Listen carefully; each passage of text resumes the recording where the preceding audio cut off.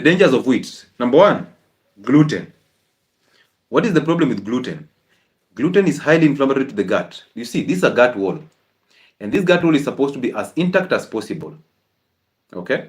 So, on the lining of the gut, so this inside here is the stomach, and outside here is the outside stomach. So here we have the blood vessels, and then we have the lymphatic system. So that anything that you absorb from the gut is taken into the blood vessel and carried all the way to the liver for metabolism.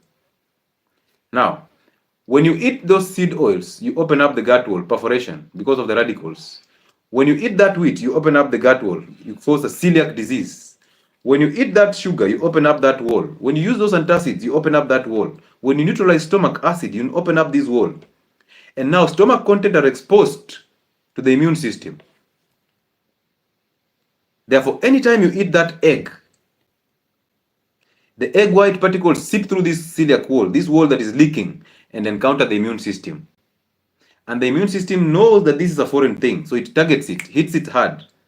That hitting hard is what you see on the skin, and then you call it protein allergies because your doctor was brainwashed to think that is protein allergies. So most of you are actually suffering from wheat intoxication, and you're thinking this is protein allergies.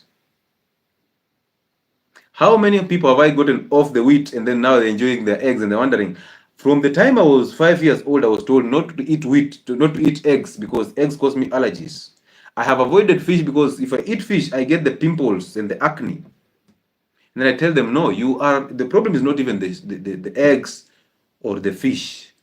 The problem is you're using cooking oils that are inflammatory to the gut. You're eating wheat and you're an addict to wheat. You're taking antacids and antibiotics all the time. So your gut integrity, the integrity of the wall of the gut is actually messed up already. Now, anything that you eat is actually exposed to the immune system. So you're just lucky. And this is where autoimmune conditions start from. So wheat is actually number one of the causes of autoimmune conditions.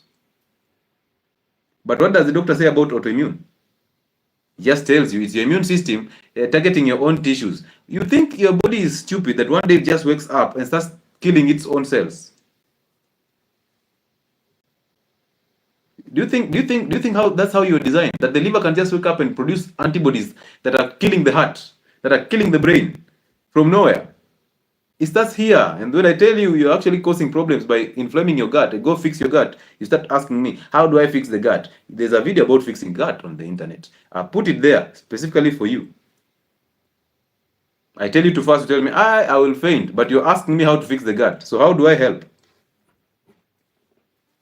Amazing, right? So that is number one. Gluten is highly inflammatory, causes you gluten intolerance, and causes you a celiac disease. That is where you get nutrient deficiencies. And you see, the gut wall is supposed to be intact for you to absorb nutrients optimally. But if the gut wall is open, you cannot even absorb those minerals, those nutrients.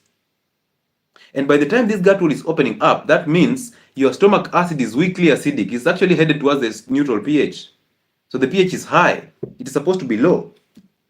So this means you cannot even be able to digest protein because you need a strong acid in the stomach to digest protein.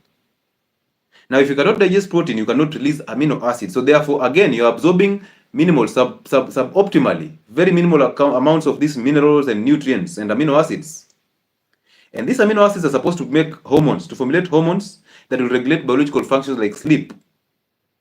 Now you end up having indigestion, you end up having constipation, you end up having mineral deficiencies. Now you need a supplement. You end up having insomnia, and they give you other supplements for sleep, but they have not fixed your gut. So the sleep will not be there. So the faster you fix the gut, the better for you. Mineral deficiencies come as a result of wheat products, nutrient deficiencies, insomnia, mental health conditions. You're messing up the gut. So blame it on the wheat. Stop blaming it on the meat. Anything that you're seeing on the skin, that bad skin, those pimples, that acne, is actually a messed up gut. So go fix the gut. And you can use as much skin products as you can. You can use as much antidepressants as you want, but you will never change the situation of the gut. If you don't fix the gut, simply remember there's a direct relationship between the gut and the brain and the gut and the skin. So the earlier you fix the gut, the better. Again, so you already realized wheat gives you intolerance, the celiac disease. Wheat gives you mineral deficiencies. Wheat gives you skin problems, and protein allergies. Put that protein allergies in quotes. But above all, wheat comes with phytates, and phytic acid. These are anti-nutrients that actually block the absorption of healthy nutrients. Magnesium, the minerals also, magnesium, zinc, amino acids, and all that. So it actually blocks. So you cannot even digest or process these foods in the gut well. You are also limiting yourself from absorbing them because it blocks the absorption of healthy nutrients. So imagine that disaster. You cannot process the food, you cannot absorb healthy nutrients, and then you're suffering from a leaky gut. Ay, a lot of problems, man. Chapati, ay, hata brown bread, wacheni nayo tu. Above all, do you know why wheat is so addictive? Because most people cannot drop wheat. You will drop chapati, but you still eat cakes.